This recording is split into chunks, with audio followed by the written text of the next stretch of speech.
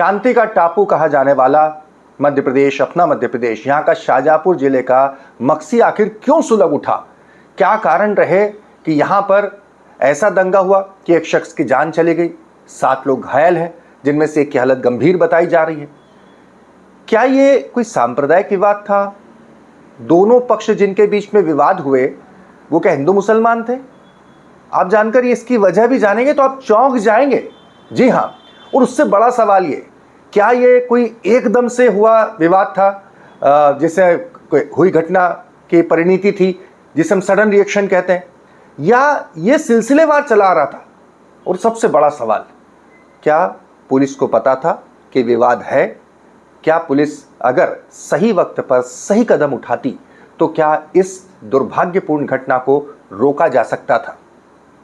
इन्हीं विषयों को, अगर इस पूरे वीडियो को आप देखेंगे तो इन्हीं मसलों को आप इसका फैसला कर पाएंगे। इन तमाम सवालों के जवाब आप खुद ही हासिल कर पाएंगे। मैं हूं भुवनेश सेंगर। देखना शुरू कर चुके हैं द लपेटा। छोटी सी गुजारिश है, प्लेटफॉर्म को जरूर सब्सक्राइब करें। मध्य प्रदेश के शाहजहाँपुर के मक्सी में जिस तरीके से उपद्रव हुआ, दंगा हुआ, वो खबर आप सभी देख ही चुके होंगे अलग अलग प्लेटफॉर्म पर। इस उपद्रव में एक शख्स की मौत हो चुकी है। 40 साल के अमजद नाम के शख्स की मौत हुई है। 7 लोग घायल हैं और बुधवार की रात ये विवाद हुआ। लेकिन क्या इसकी परिणति बुधवार की रात की है या ये पहले से हो रहा था? सबसे जो इस बात ने मुझे चौंकाया, वो शायद आपको भी चौंका सकती है, कि इसमें विवाद 2 अलग अलग समुदाय के लोगों के बीच का नहीं था। जी हाँ, इसमें विवाद एक ही समुदाय के 2 लोगों के बीच का, 2 पक्ष हैं। अब इस पूरे मसले को अगर समझते हैं कि दंगा हुआ क्यों, किस लिए झगड़ा हुआ, क्या हुआ, इसमें 2 पक्ष हैं साहब। एक है अनीस खान और दूसरे हैं समीर खान। दोनों ही खान हैं। यहां पर यह बात बहुत स्पष्ट है। पुलिस की FIR कहती है सोमवार रात को 9 बजे समीर खान थाने पहुंचते हैं और समीर खान ये आरोप लगाते हैं कि अनीस ने रोका, मारपीट की, उससे धमकाया और ये तमाम बातें कही गई। यहीं से इस विवाद की परिणति शुरुआत बताई जाती है। हालांकि अधिकारी कह रहे हैं कि इन दोनों की रंजिश पुरानी है, लेकिन इसमें अनीस खान के खिलाफ ये बात आती है। फिर अनीस खान को जब बुलाया जाता है, उसके पक्ष थाने पहुंचते हैं। बताया जाता है कि जो समीर खान है वो बीजेपी के नेताओं से जुड़े हुए हैं और समीर खान की तरफ से नगर पालिका अध्यक्ष प्रतिनिधि महेंद्र पटेल, अरुण पटेल और भी लोग हैं, ये सब भी पहुंच जाते हैं। एक पक्ष आरोप लगाता है कि इन लोगों ने आकर मारपीट करी। ये बात मैं सोमवार की कर रहा हूँ, मंगलवार चीज और बढ़ती है। एक पक्ष का आरोप यह है कि समीर खान की तरफ पुलिस प्रशासन का फेवर ज्यादा हो जाता है क्योंकि बीजेपी के नेता उसके पक्ष में। अब आप यहां जरा दोस्ती की मिसाल देखिए। समीर खान है, समीर खान के तरफ से महेंद्र पटेल, अरुण पटेल और तमाम लोग जो हैं वो मैदान में। और इसके बाद में आखिरकार बुधवार की रात ये पूरा मसला एक ऐसे संघर्ष में बदल जाता है, एक ऐसे उपद्रव में बदल जाता है जिसमें पथराव हुआ।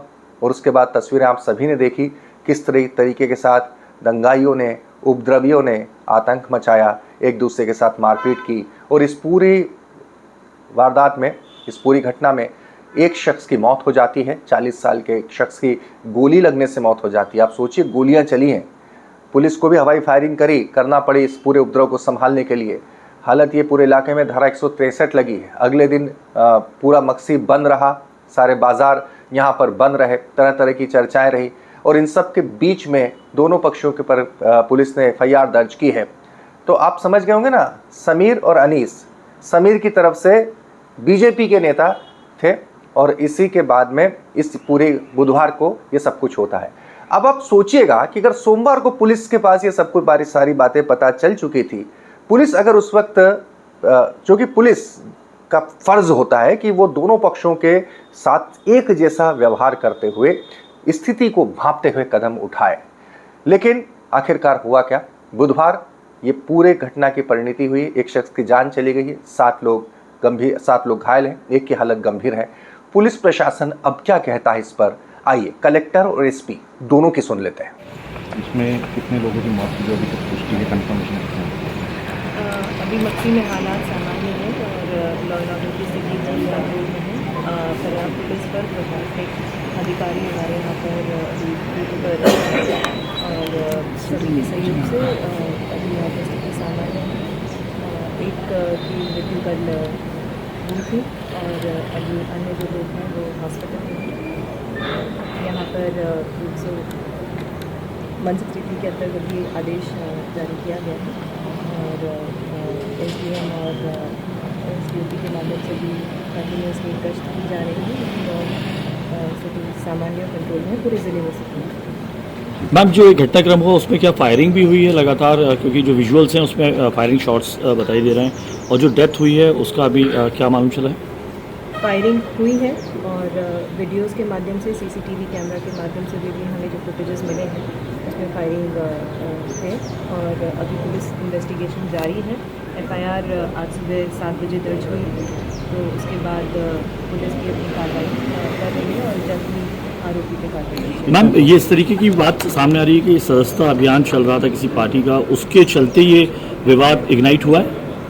ये हमारे पास अभी इसकी जानकारी नहीं है, लेकिन कल की स्थिति के हिसाब से पूर्व में दो पक्षों के बीच में जो विवाद चल रहा था, एक ही पक्ष के दो गुट थे, एक ही समुदाय के दो, जिनका विवाद चल रहा था, उसी का एक्सटेंशन कल का जो घटनाक्रम रहा है।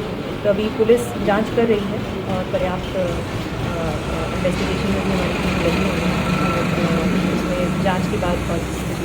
दोनों पक्षों को बुला के समझाइश दी गई या किस तरीके का, और क्या अभी आपका आगे रहेगा काम? नहीं, सभी का सहयोग हमें प्राप्त है और सभी पक्षों से हमारी चर्चा चल रही है। SPM तहसीलदार सभी के माध्यम से भी सभी पक्षों से बात हो रही है और मैं आग्रह करना चाहूँगी मीडिया बंधुओं से भी कि गलत फेक न्यूज़ हम ना पब्लिश करें, क्योंकि कई बार ये देखा जा रहा है कि गलत न्यूज़ हम जल्दबाजी में रिपोर्ट पब्लिश कर रहे हैं, जिसके कारण से भी तनाव की स्थिति निर्मित होती है और वैधानिक कार्रवाई आवश्यक रूप से होगी ही होगी स्थिति में। तो आप लोगों का भी सपोर्ट करें। प्रकरण में FIR वगैरह हो रही है और हो भी चुकी है। हमारे साथ जो CCTV के जो फुटेज वगैरह जो देखे जा रहे हैं और शहर में सभी जगह पॉइंट्स लगे हैं, पेट्रोलिंग की जा रही है और शहर में शांति व्यवस्था है। एक की डेथ हुई थी, जिसका आज अभी अंतिम संस्कार हुआ थोड़ी देर पहले ही, और जो अन्य जो घायल हैं उनका इलाज दौर में चल रहा है और अभी स्थिति नियंत्रण में निगाह रखी जा रही है। सर, कुल कितने लोगों के कल वाले मामले में FIR? ये लगभग 10 लोगों को ऊपर में कराया है।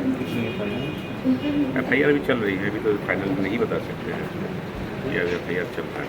कुछ राउंड अप गिरफ्तारी अभी गिरफ्तारी अभी हम लोग प्रयास में हैं और निश्चित ही हम जल्दी ये गिरफ्तार करें। सर, जो फुटेज देखे गए हैं क्या उसमें किसी प्रकार की फायरिंग और इस तरह की घटना नहीं? फायरिंग तो FIR में ही बताया गया है, फायरिंग में बात आई है और वो फुटेज भी देख रहा है।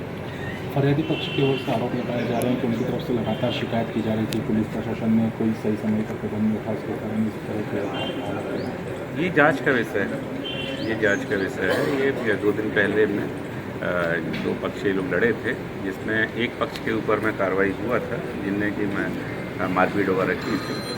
दूसरे पक्ष के ऊपर में वो चाहते थे कि क्रॉस FIR हो, तो उसमें अगर रजिस्टर नहीं हुआ था तो उन्होंने ज्ञापन वगैरह दिया था, वो जांच में था, उसी दौरान ये घटना घटी। सर, ये प्रारंभिक जांच में आपसी विवाद है या कोई अन्य पक्ष?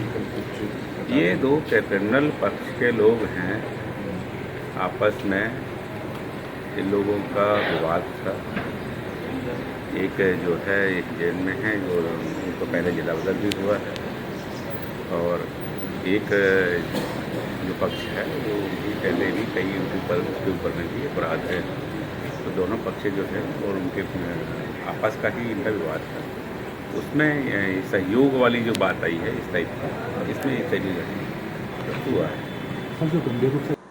तो जाहिर बाज़ाहिर तौर पर फिलहाल शांति है, फिलहाल स्थिति काबू में है, और दूसरा पुलिस भी कह रही है, प्रशासन भी कह रहा है कि ये एक आपसी रंजिश का विषय है। लेकिन सवाल यहाँ ये उठता है कि आप सोचिए, हम आमतौर पर जब दंगों की बात आती है तो हम ये कल्पना कर लेते हैं तुरंत, इससे आप भी सोच रहे होंगे कि इस मसले में शायद सांप्रदायिक मसला होगा या फिर तुरंत किसी घटना की क्रिया प्रतिक्रिया होगी। लेकिन ये 2 लोगों की रंजिश है, दोनों एक ही समुदाय के हैं, और उस समुदाय की रंजिश जो है वो इतना बड़ा रूप ले लेती है कि उसमें एक शख्स की मौत हो जाती है, पूरे शहर में दंगा हो जाता है और पूरे देश में, मध्य प्रदेश में दंगा हुआ, इस तरह की खबर चली जाती है। तो और इसमें चूंकि पुलिस के पास ये मसला सोमवार को जा चुका था, बुधवार को ये मामला इसमें परिणित होता है। मसला वैसा भड़काऊ नहीं है, क्योंकि भावनाओं का मसला नहीं है। ये आप इस बात को मैं कहना चाह रहा हूं कि आमतौर पर सांप्रदायिक दंगों में पुलिस के हाथ इसलिए टिक जाते हैं प्रशासन के कि भावनाएं होती हैं साथ में, लेकिन यहाँ कौन सी भावना है? 2 लोगों की झगड़ा है, 2 लोगों के झगड़े में वो झगड़ा थाने भी जा चुका है सोमवार, और बुधवार को उसमें दंगे की नौबत आ जाती है। तो रिस्पॉन्सिबिलिटी किसकी होती है? उसकी होती है ना। जब सोमवार कौन था इंचार्ज पुलिस का, मक्सी में कौन टीआई था, कौन पुलिस इंचार्ज था, क्या उसे इस विवाद को भांपते नहीं हुआ? या एक पक्ष का ज्यादा पक्ष ले लिया, उसके चलते ये नौबत हुई कि मसला जो है वो सड़कों तक पहुंच गया। ये बात अब चूंकि आप वीडियो देख चुके हैं तो आपको एहसास हो चुका होगा कि पुलिस चाहती तो दंगा रुक सकता था या नहीं रुक सकता था। इसके बारे में आपको और भी कुछ कहना चाहें तो आप कमेंट बॉक्स में आप अपनी प्रतिक्रिया हमें ज़रूर दें। बहुत बहुत धन्यवाद।